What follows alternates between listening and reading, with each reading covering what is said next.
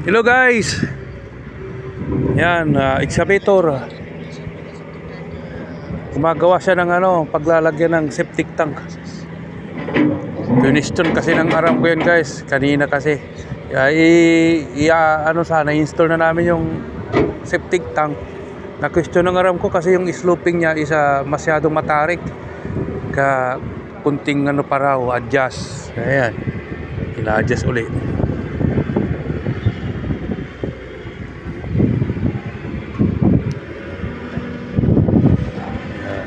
Yan po ang i-install namin mamaya.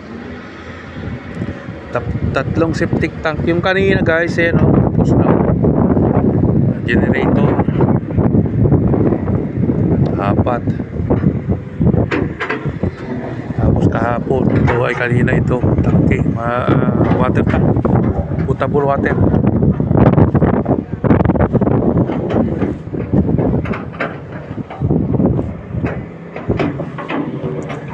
Panoodin natin tong ating excavator operator.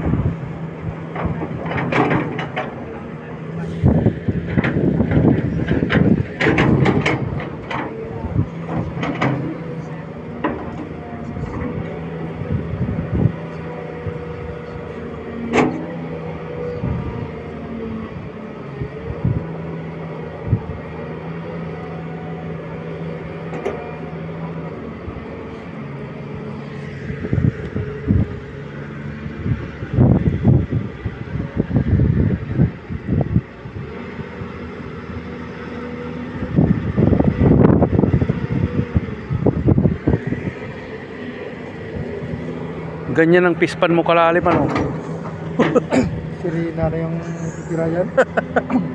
Malalim yan.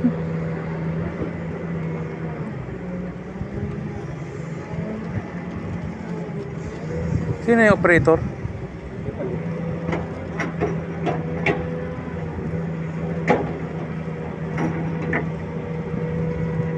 Hindi na niya po to.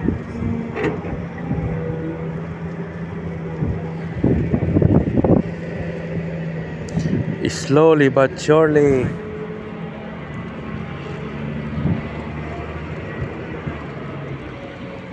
Ba't di nagka-artehan yun? Pagbaba dyan, tabo na yan kaagad eh. Inartehan pa eh. Dumating pa kasi yung isang aram ko eh.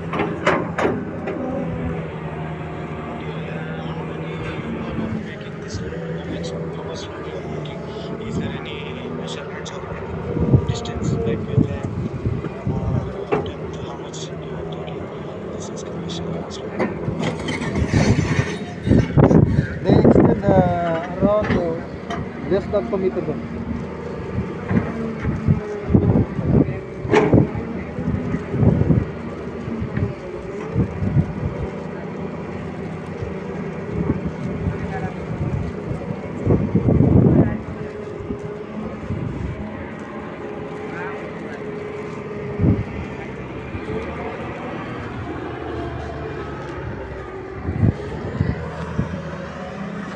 Mga pinaglifting ko guys, ang lalaki. Ang lalaki, bali ang isang tangke nito guys, 100,000 liters. Bawat isa nito, 100,000 liters.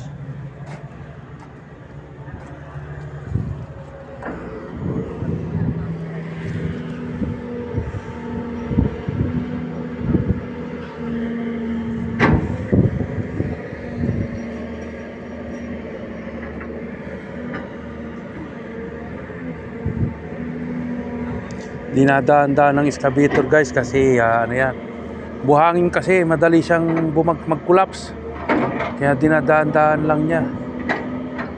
At pagkatapos niya